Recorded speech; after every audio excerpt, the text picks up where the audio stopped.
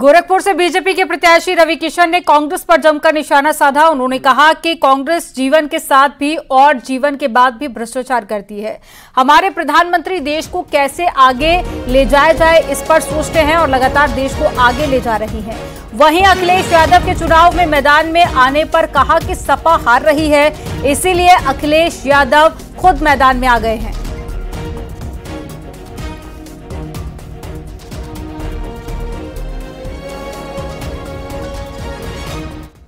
कि एक नेता है संप्रभुता, वो कह रहे हैं कि अब भारत में विरासत टैक्स लगनी चाहिए, जिस पे पीएम साहब ने कहा कि कांग्रेस वाले जो लूट है वो जिंदगी के साथ भी जिंदगी के बाद भी की बात कर रहे हैं। एकदम सत्य कहा। देखिए, पूरा देश इस बात को मान रहा है। कैसे प्रधानमंत्री जी ने ये बात कही, पूरे देश में वायरल हो गई और उसकी चर्चा हो गई, सबको याद आ गया। 1984 के दंगे भी याद आ गए, वो ऐसी बातें याद आ गई कि इमरजेंसी भी याद आ गया और लूट भी, सब अब बड़े बड़े स्कैम याद आ गए जो कहीं कहीं यंगर जनरेशन जो फर्स्ट टाइम वोटर है भूल गए थे। अब वो सब लोग गूगल करके वो सब लोग निकालने लगे कि क्या क्या हुआ था स्कैम। तो कांग्रेस की लूट भैया हो, जान ला, जिंदगी के पहले भी जिंदगी के बाद भी और हमेशा सदैव चलत रही। जौन प्रधानमंत्री जी कहना कि जिंदगी के पहले भी और जिंदगी के बाद भी ये लूट इन लोगन का चलत रही। काहे की लूटे खातिर का सोच रही तो का हुई। एगो निस्वार्थ संत आ गई बाड़न हो, तो जब निस्वार्थ संत रहा ना तो देश खबा होला। पहले सोच ले रहा 10 साल पहले ऐसे भारत हुई कबो, बता दो कोई मुझे गारंटेड। कभी किसी ने सोचा था ऐसा भारत बनेगा? कभी किसी ने सोचा था आपके पासपोर्ट का सम्मान होगा, गरीबों का सम्मान होगा, किसानों का सम्मान होगा, आत्महत्या बंद हो जाएगी, मुफ्त में अनाज मिलेगा, कोरोना काल में बचा ले जाएगा, ऐसी सड़कें होंगी, ऐसा भारत होगा सशक्त? किसी ने सोचा था? जान लीजिएगा आप लोग, प्रधानमंत्री जी जैसे लोग सदियों बाद अवतरित हुए, इनको खोना नहीं।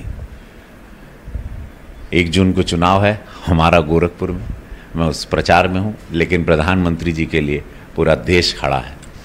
और कांग्रेस की लूट ज़िंदगी के पहले भी, ज़िंदगी के बाद भी, और आगे अगर कभी लोग आते हैं तो फिर ही चलत रही। लोगों की, प्रधानमंत्री जी की निरंतर विकास की प्रक्रिया चल रही है, कांग्रेस की लूट की प्रक्रिया चलती रहेगी। आज अखिलेश जी खुद चुनावी मैदान में उतर आए हैं और कन्नौज से प्रत्याशी हुए हैं। मैं 18 के सभी दर्शकों को, न्यूज़ 18 के दर्शकों को बता देना चाहता हूं, चूँकि मैं ज़मीन पर घूम रहा, सपा हार रही है और ये हार का सबसे बड़ा एग्जाम्पल है कि आज कन्नौज से अचानक 13 दिन बाद, वहाँ 14 दिन बाद चुनाव है और या 15 दिन बाद होगा।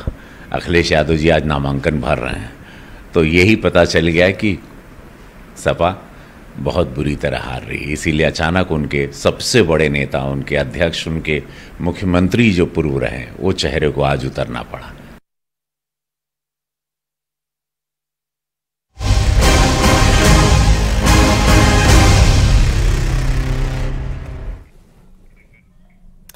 अखिलेश यादव ने कन्नौज सीट से नामांकन दाखिल कर दिया है। यहां पर उनका मुकाबला बीजेपी उम्मीदवार सुब्रत पाठक से होगा। आपको बता दें कि अखिलेश यादव ने पहले इस सीट से तेज प्रताप यादव को चुनाव मैदान में उतारा था, लेकिन अब वो खुद यहां से चुनावी मैदान में उतरे हैं।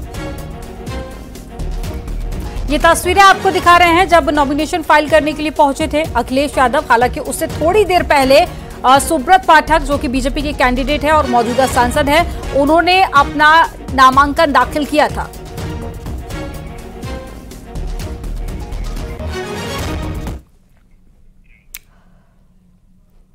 और राहुल गांधी अमेठी से चुनाव लड़ेंगे, इसके संकेत अखिलेश यादव ने दिए हैं। राहुल के अमेठी आने पर अखिलेश यादव बोले कि अब तो सब आएंगे, यूपी में महफिल सजेगी। तो ये बात जब अखिलेश यादव की तरफ से कही गई तो अब कयास लगाए जा रहे हैं कि अमेठी से राहुल गांधी ही चुनाव लड़ेंगे। हालांकि कांग्रेस की तरफ से अभी तक कैंडिडेट के नाम का घोषणा अभी तक नहीं की गई है। सांसद सुब्रत पाठक का बयान आया है, भारत और पाकिस्तान का मैच होगा। आप चुनाव में आए तब देखो पत्रकार भाइयों, न वो बॉल फेंक पाएंगे न बैट घुमा पाएंगे। अगर पहली बॉल पे छक्का न मारा तो हम समाजवादी लोग नहीं हैं, और 6 की 6 बॉलों पे छक्का मारेंगे। तो आ गए हैं कन्नौज में, आपके दोस्त भी अमेठी से आने वाले हैं। अरे सब आएंगे अब तो महफिल यूपी में ही सही नहीं। और इसलिए भी कि देखो ना बीजेपी वालों की भाषा क्या है। ये भाषा इसलिए है क्योंकि इन्होंने अपने कारोबारियों की मदद की। जब से इलेक्टोरल बॉन्ड की बात आई है, बीजेपी का बैंड बज गया।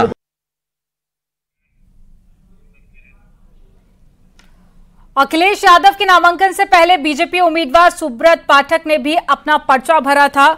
अब आपको दो तस्वीरें दिखाते हैं। पहली तस्वीर में आप देखिए अखिलेश यादव जो कि अपना नॉमिनेशन फाइल करने के लिए पहुंचे कलेक्ट्रेट, तो वहीं दूसरी तस्वीर आपको दिखा रहे हैं ठीक पहले की तस्वीर है जब सुब्रत पाठक ने नामांकन दाखिल किया।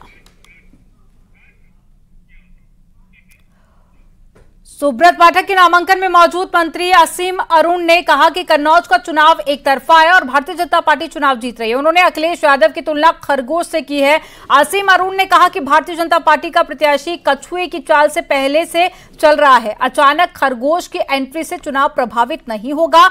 और क्या कुछ कहा वो भी सुनिए। इलेक्शन को देख रहे हैं जब अखिलेश यादव खुद अब मैदान में आ गए हैं। जी, जो प्रत्याशी अंतिम दिन तक न तय कर पा रहा हो कि उसको चुनाव लड़ना है कि नहीं लड़ना है, एक तरफ वो है, दूसरी तरफ सुब्रत पाठक जी, भारतीय जनता पार्टी, मोदी जी हमारे, पिछले 10 महीने से हम कछुए की तरह धीरे धीरे काम कर रहे हैं। आज एक खरगोश आया है जिसको लगता है कि अंत में खरगोश की तरह उत्पन्न होके दौड़ में शामिल होकर जीत जाएंगे। तो ये तुलना सबके सामने है। और किस मुंह के साथ अखिलेश जी आज कन्नौज में आ रहे हैं। आने से पहले सबसे पहले माफ़ी मांगे सभी महिलाओं से, सभी अनुसूचित जाति के भाइयों से, सभी पिछड़े लोगों से। आपने बाबा साहब का अपमान कन्नौज में क्यों किया था? आपने जितने भी जिले किसी ऐसे व्यक्ति, ऐसी महिला के नाम पे थे जिन्होंने सामाजिक न्याय की लड़ाई लड़ी, उनके आपने नाम क्यों काट दिए? सहारनपुर में मान्यवर कांशीराम जी के नाम पे मेडिकल कॉलेज था, आपने क्यों नाम काट दिया? पहले इन चीज़ों की सफाई कन्नौज चाहता है, पूरा उत्तर प्रदेश चाहता है, तो अब चुनाव में उतरें। इस सवाल को हम लोग बार बार रखते रहे, लेकिन आज तक अखिलेश यादव जी के पास, सपा के लोगों के पास इसकी सफाई नहीं मिली, मिल भी नहीं सकती है। और सफाई तो कन्नौज की जनता देगी। इनको सफा करके, पहले भी सफा किया, इस बार पूरी तरीके से सफा कर दिया जाएगा। आपने खरगोश से तुलना की है, तो खरगोश की चाल से तुलना की है या खरगोश जैसा जो एक वो है उससे आपने तुलना की है? खरगोश की चाल से भी और खरगोश के दिल से भी। खरगोश बड़ा सुंदर प्राणी होता है, खरगोश कहीं बुरा न मान जाए, लेकिन जो व्यक्ति अंतिम दिन तक न तय कर पा रहा हो कि चुनाव लड़ना है कि नहीं लड़ना है, सुब्रत जी के खिलाफ उनको उतरने में पैर कांप रहे हों, अपने भतीजे को 3 दिन पहले उतारा था, अब उतारा, ये सब क्या दिखाता है? ये दिखाता है कि बहुत कमजोर दिल है। पर किंतु कोई बात नहीं, अब आइए, स्वागत है। चाहे तेज प्रताप लड़। और यहां पर वक्त हो गया एक छोटे से ब्रेक का। आप देखते रहिए न्यूज़ 18।